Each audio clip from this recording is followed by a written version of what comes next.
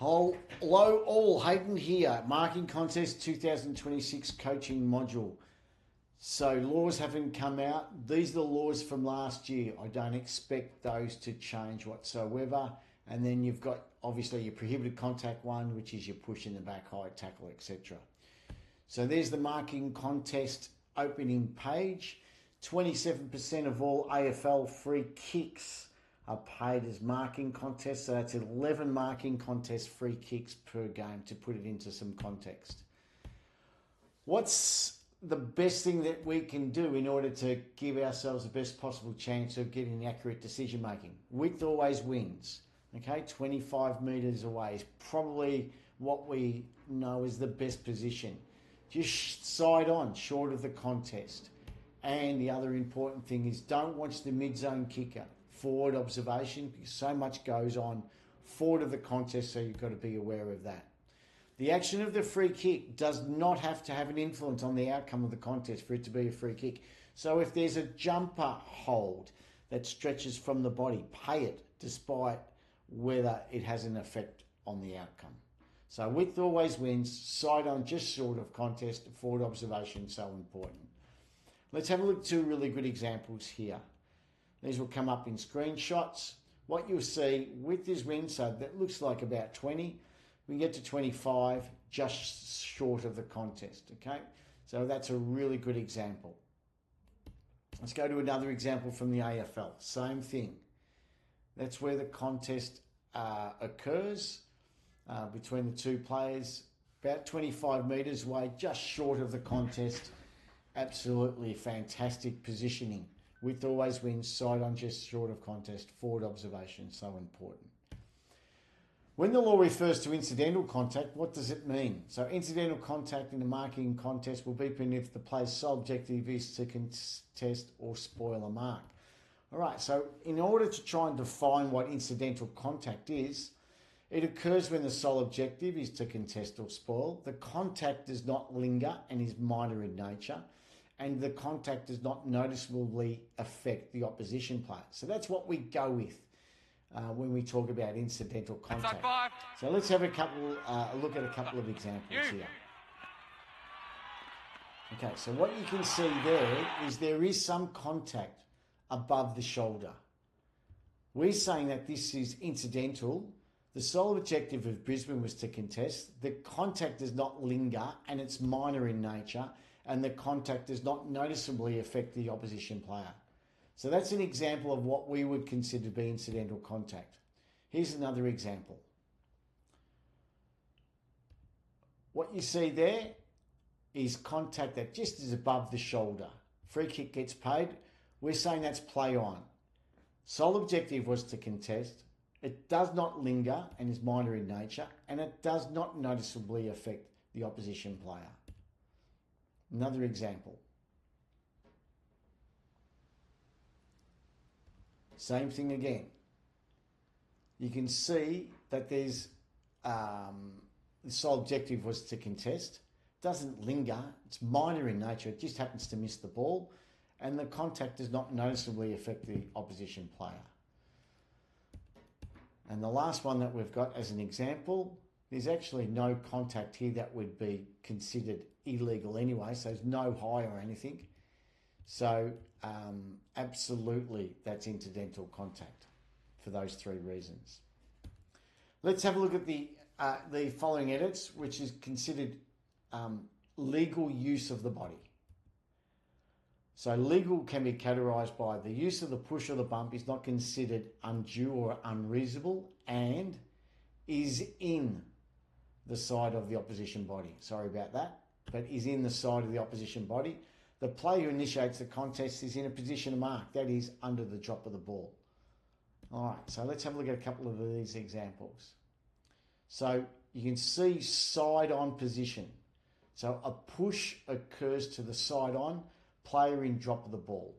Footscray uses his body in a legal manner by being able to push his opponent in the side, not on due nor in the back. Footscray also is under what would be considered the drop of the ball. Timing of the push is acceptable. Another example. Back to Hayes.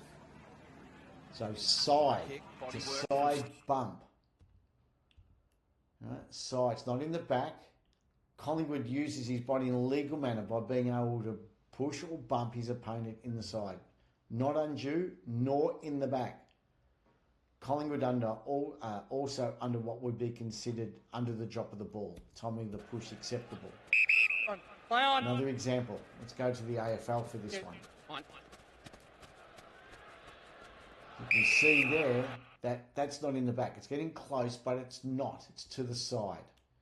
Okay, so for the same reasons, uses his body in a legal manner by being able to push his opponent in the side. It's not in the back, nor it's undue or unreasonable. Gold Coast under what would be considered the drop of the ball. Timing of the push acceptable. And the last one that we've got from a couple of years ago, but really good example. There's a push there from Collingwood on Carlton. But as you can see, it's to the side. It's not undue. It's not in the back. And the player is under the drop of the ball. So the laws of the game. That's what you've got there. So you've got those 5, and then you've got your prohibited contact stuff. There's the 5 plus a couple of others, such as PIB, high contact, rough conduct, which we'll add. There's some cues. I'm going to go through each one of those with examples. Let's go to holds first. A hold occurs when an arm or arms wraps past the midline of the belly button of an opponent. Hand resting on the hip is not a free kick. Jumper flag hold where the jumper is stretched off the body. Okay, that's the explanation. That's what we're trying to look for. So what we've got here, you can see there Geelong wraps the arm around the body of the opposition. Notice the umpire's position. A hold occurs when an arm or arms wraps past the midline. Similar example. You've got the right arm of Hawthorn wrapping around an opposition player. Use of AFL vision is really good because it's got so much clarity. So what we see there as well, you can see the arms that wrap around past the midline of the body. These are all Lloyd, kicks. back to Davidson. He's had plenty of the football here in the first quarter. 1-on-1 inside forward 50. Lloyd, back to Davidson. He's had plenty of the football here in the first quarter. 1-on-1 inside forward 50. And on this, it would be considered a free kick when a jumper gets stretched off the body like that. Blocks. Generally 2v1, using arms in a shepherding motion, moving off the line, eyes not on the ball. Some examples.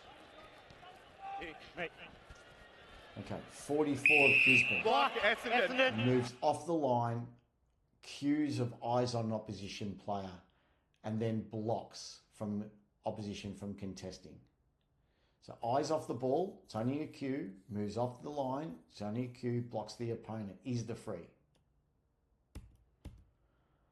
Let's go to some VFL examples. See Coburg there at the back. Eyes off the ball, moves offline and prevents an opposition player. Blocks by blocking. You're in zone. 30, eyes on the opposition player, moves offline, blocks.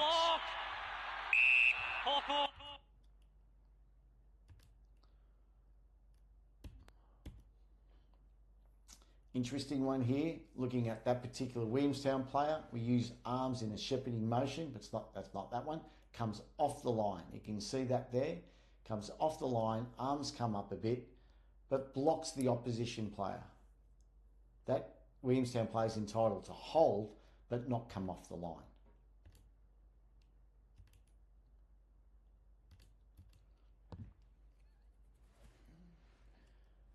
Okay, you can see number 19, just at the end, at the closest to the bottom. Arms out, shepherds the player.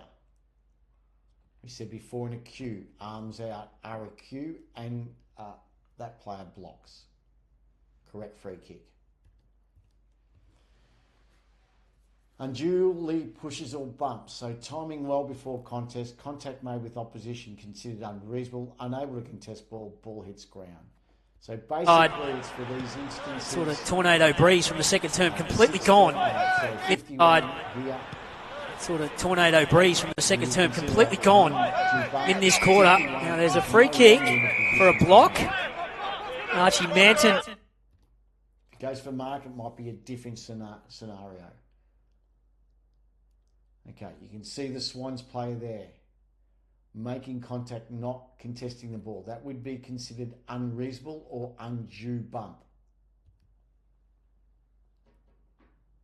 Stay out, play on. Right. Yep. Same again. It's not Tunnel. good here. Strong. Bumping Straight an out. opposition Straight player, out. not contesting Bailey, be very the ball, careful. Free considered kick. unreasonable, so therefore Oh, back on. undue.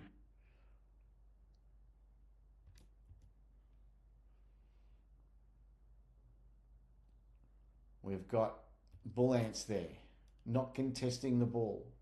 It would be considered unreasonable or undue. Push or the bump, free kick needs to be paid. Not going for the ball. Let's just have a look at that one. Spalling nowhere near, just electing to push or bump the opposition player.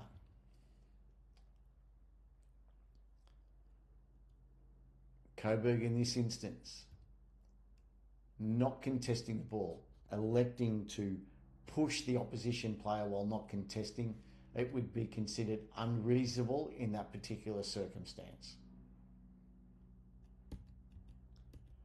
Deliberately interferes with the arm, spalling hand not near ball, spalling arm, sweeping motion, mismatched opponents, one player out of position. Go provision. Move off. Yep. Player. Arm interference. Casey. Tom Hanley straight to him. Stand. Out, Tom. Tom, out. Jack, stand. See, spalling arm not near ball, dragging the arm down. In this instance, the Sydney defender's spalling hand is not near the ball. He is deliberately interfering with the arms of the opposition player to prevent him from marking.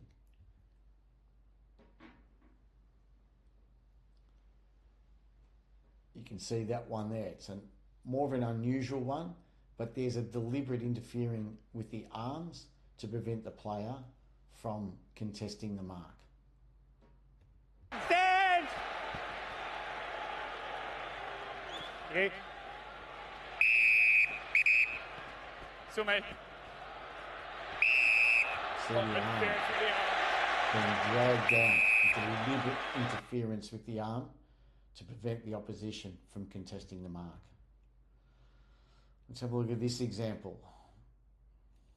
Okay. See how close the arm, the spalling hand, that would be considered play on. In this instance, the GWS defender spalling hand is near the ball. Subsequently, play on should be called. It is difficult to ascertain he is deliberately interfering with the arms of the opposition player to prevent him from marking the ball. So the spalling action is considered legal as he's not deliberately interfering with the arms. Front on contact, eyes not on ball, coming from a front on position. Contact made with the opposition, no ball contact. Let's have a look at these examples. Okay, in that case, the KC player's eyes are on the opposition player. It's only a cue at that stage. However, there is contact from front on. Melbourne makes contact to an opposition player from front on whose sole objective is not to contest or spoil the mark. The eyes of the cue, not a free kick, but a cue. Same there. Sydney, eyes on the opposition player, making contact from a front on position.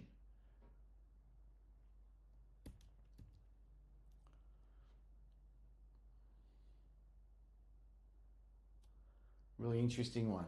Just a subtle one. But what you see is that 22, just there, turns around, just makes frontal contact in the marking contest. Eyes on the opposition player. Excellent pickup by the umpire. You. Once again, eyes on opposition player, and then the frontal contact occurs. That's like 5. You.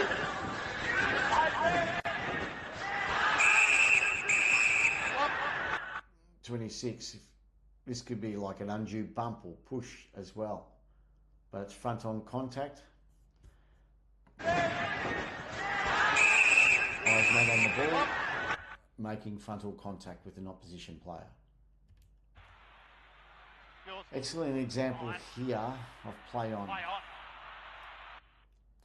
So what you've got, Collingwood player, eyes on the ball, and he's able to contest the ball.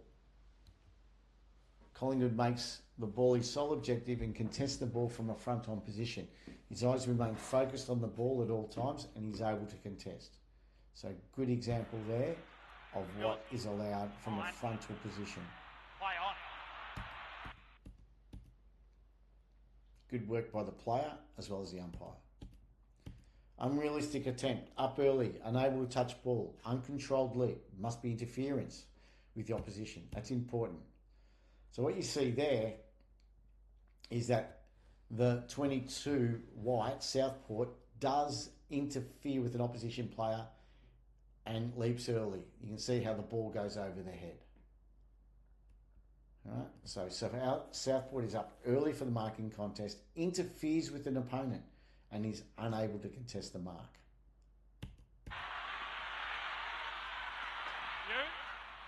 Me. So the Footscray player goes up early, interferes with an opposition player, and is not in a position to mark. You in zone. Yep.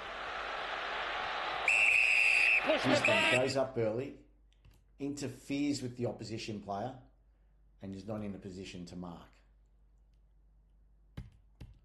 Interesting one here, because this the red player, the Bullens player, goes up early, but does not interfere with an opposition player. So therefore, it would be considered play on. If there is interference with the opposition player, it had to be a free kick.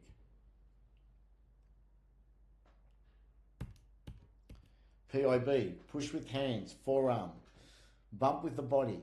Push does not have to be undue. PIB is an immediate free kick. Push, bump, exerts a force. So anything that's in the back that exerts a force must be a push in the back. Great position by the umpire, just short on, gets the push in the back. That's just a push in the back. It is an immediate free kick. There's a bump in the back. A bump in the back.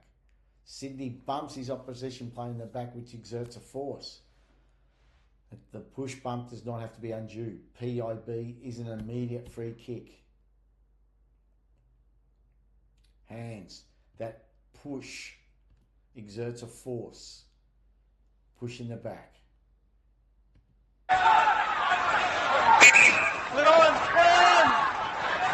You. Good work.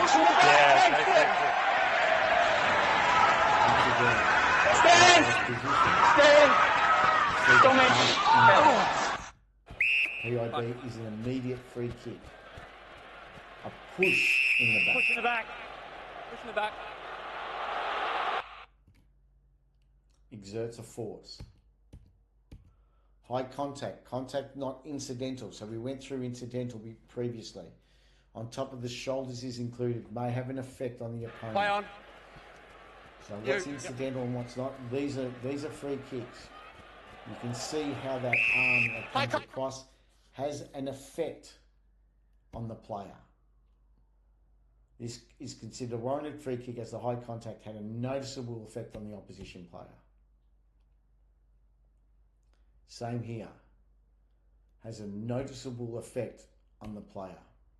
This is considered a warranted free kick as the high contact had a noticeable effect. Play on. You. Yep. This from another bit of vision, another side. Right, scoring line stuff. On the scoring line, marking contests should be adjudicated as per other marking contests. Warranted free kicks, regardless of the contest proximity to the scoring line, should be paid. However, a player may hold ground to protect the drop of the ball and thus shepherd the ball for a scoring line. So in this particular vision, number 11 makes an undue push, not contesting the ball. So that should be paid to the Fremantle player. Let's have a look at a couple of examples. There's a front on against the Bull Ants for the same reasons as what we discussed before. The above instance, a free kick should be paid, and was. The Bull Ants player is not making the ball his objective, and he makes frontal contact with his opposition player. This is a free kick, regardless of the scoring line.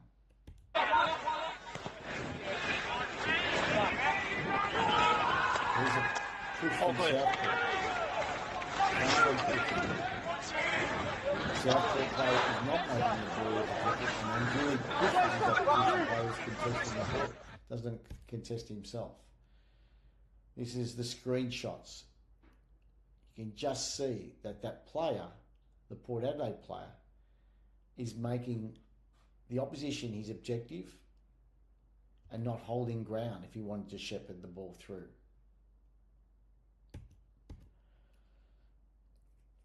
Here we see player North Melbourne holds ground and does not do anything illegal on the scoring line.